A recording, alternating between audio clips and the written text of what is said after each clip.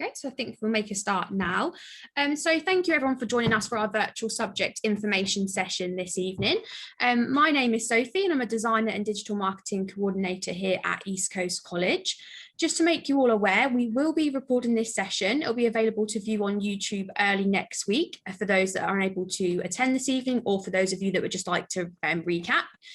In this session, we'll be covering carpentry and joinery, and our tutors will give you an overview of the course and answer any of your questions. So at the bottom of your screen, there's a Q&A box. If you have any questions throughout the session, just pop your questions in there and we'll visit them at the end of the session. I'll now hand you over to Kevin, Crispin and Justin, who are going to talk to you a little bit more about carpentry and joinery. Thanks there, Sophie. Good evening, everyone. What I'm going to do is give you a brief overview of the courses that we offer. I work at Lowestoft campus, and my colleague Justin will tell you about Yarmouth shortly. So at Lowestoft campus, we offer courses across 3 levels. So we do level 1, 2 and 3. So there's something for everyone according to where your starting position is and what your current level of experience is. So Carpentry and Joinery is our level 1 course. It's a City and Guilds diploma. And in order to go onto that course, you need to have a minimum of grades 3 and a 2 in maths and English, either way round. So that's our minimum entry requirements. We often have people that have a 3 and a 4, which is fine. The level 1 Carpentry and Joinery course gives you the basic skills you need to operate hand tools, also portable power tools. There are exams, theory exams as well. So there's about 40% theory content, 60% practical. So you will do both practical and online exams. Okay. So the level 1 course, ready for people that haven't quite got those 2 GCSEs. Once you complete it, you can then go forward onto one of the level 2 courses.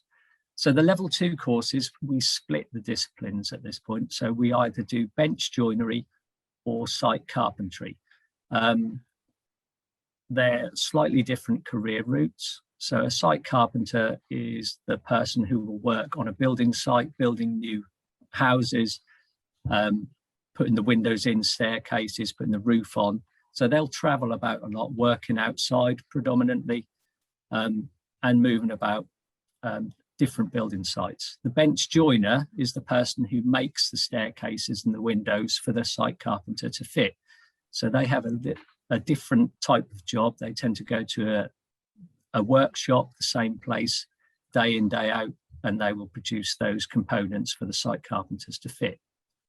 The level 2 courses, entry requirements are a grade 4 in maths and English at GCSE, or you have to complete the level 1 course prior to moving on to it.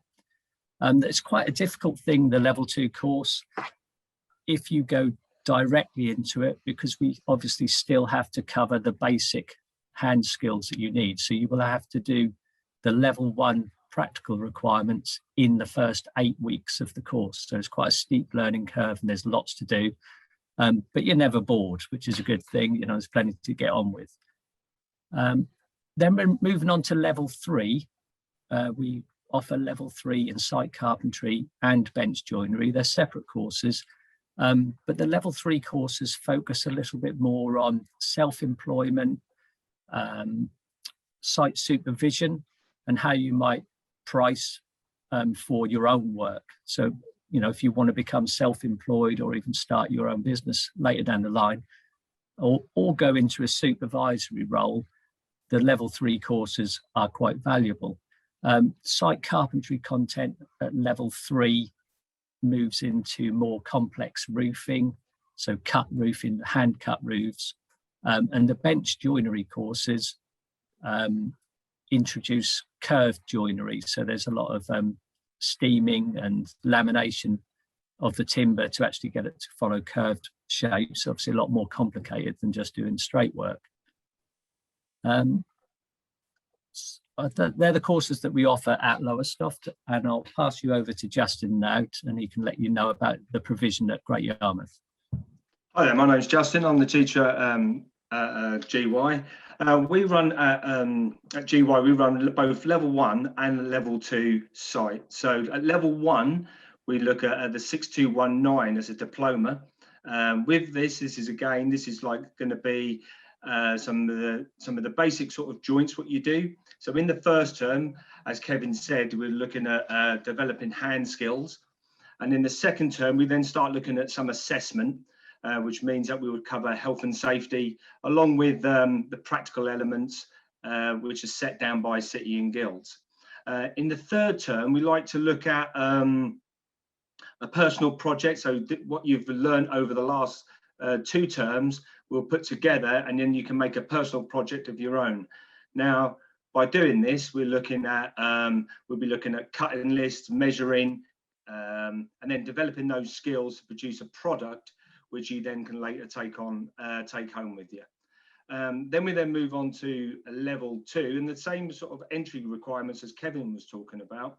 And again, we will do the site elements, which would mean that you'll be following a syllabus set down by city and guilds, and again, predominantly 40% theory and 60% practical. And it's basically a follow-on. So really, we can help you get into the level 2 situation, and then on from level 3, you go over to the Lowestoft to do your level 3s. Okay, Crispin, for progression. Evening, everyone.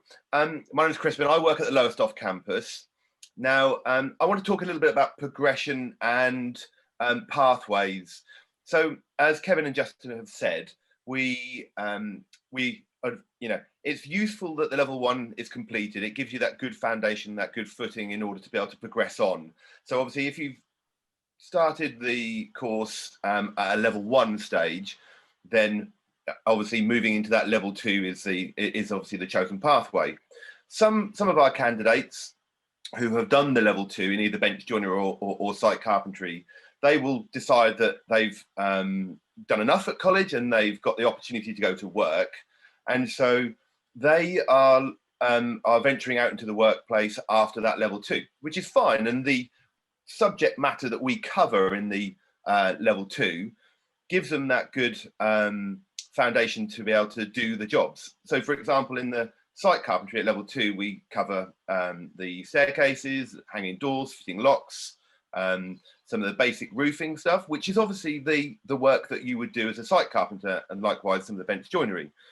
So you could function reasonably well after completing the level 2, but I would always suggest that the level 3 is a good course to move into, because it gives you that deeper understanding of the subject matter. If you are embarking on being self-employed or starting a business, as Kevin said, that it gives you that good understanding about what you need to do to price accurately so that you're making the right money, how you deal with deliveries and the costings that you will obviously encounter. So I know the pathway, the level 1, level 2, level 3 is obviously, the best thing to do. We have all done that as carpenters and joiners. So, it sets you up with that good understanding that you need to have to function in the industry. So taking that into consideration, if you've decided that you're going to move into the industry from college, there are a range of different things that you could do as a job. And we are very lucky in our trade that we are involved so much with all the other trades. Subsequently, quite a lot of carpenters and some bricklayers as well will go on into the management role. So they might be a foreman, site manager. They could obviously then take the qualifications further, maybe go into higher education, maybe undertake university qualifications. They could go into surveying, so the more technical and professional routes, or they could stay within the trade and go on to be the boat builders. Some carpenters, they will choose to specialise in roofing or kitchen fitting. So there are a range of different things that you could do. There is obviously a lot of emphasis on new building, but obviously there is a large stock of older properties that need refurbishing and maintaining. So some carpenters will turn their hand to some general sort of building work that can be done, you know, maintenance of properties. So there is such a lot of scope for different things that you could do, and that's what really makes our trade such a good trade to be in, because of the range of different skills and the knowledge that we can obviously we have. So that just gives you a bit of a flavour of the things to do. Obviously, that's not limited to anything that I've said. There is scope for all sorts of other things that you could do after doing the carpentry qualifications, but it is a really good foundation to start with. Okay, so thank you for that. Hope you found that interesting. I think we're going to go into some questions now. Thank you. So just have a look to see if we've had any questions through. Okay, so we've just got a couple. So the first one is, I think you've touched on it slightly. So are there any exams? Yes, there are some exams. Most of the courses have 2 online exams, which are multi-choice. And then there are additional multi-choice question papers. So that typically the paper-based ones are around 25 questions, and the pass mark for those would be 60%. But they are all multi-choice exams. Great, thank you. Someone else has asked, will I be at college every day? No, a full-time course at the college is 3 days. So you will have 5 days a week when you could go off and get some work experience, or maybe work to earn some money to support yourself. So your full-time course would be 3 days a week, and that would be including maths and English, which you may have to study if you haven't already gained your GCSE 4s in maths and English. This that only applies to the under 19s. That's great. We've also got a question here about work experience. So someone has asked, are there any opportunities for work experience on the course? We do have some work experience vacancies. It's been a lot more difficult over the last year with the COVID restrictions. A lot of employers have been very cautious, so they've not been inviting unnecessary personnel into the workplace. But ordinarily, yes, we would offer work experience, and we also have strong links with local employers, and often when they're seeking an apprentice, they will come to us first to see if we have some suitable candidates for them to have on a trial for a possible apprenticeship as well. Great. So I think this is our last question. So someone has asked, will they need to buy anything before they start the course, or is that all included? All of the materials and tools are provided. The only thing you would need to provide would be some safety boots, which need to be steel toe capped.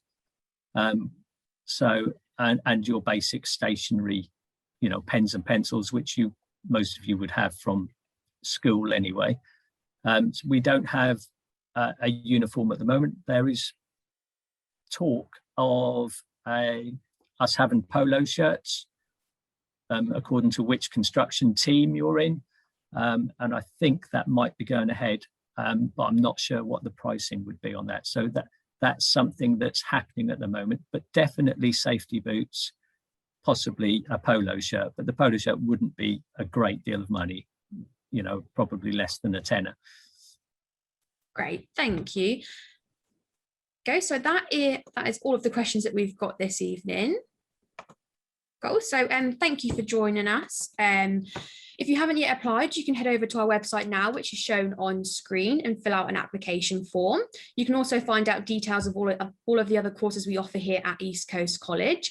And if you need to get in touch again or have any further questions, you can use the here to help at eastcoast.ac.uk email, and we'll get back to you as soon as we can.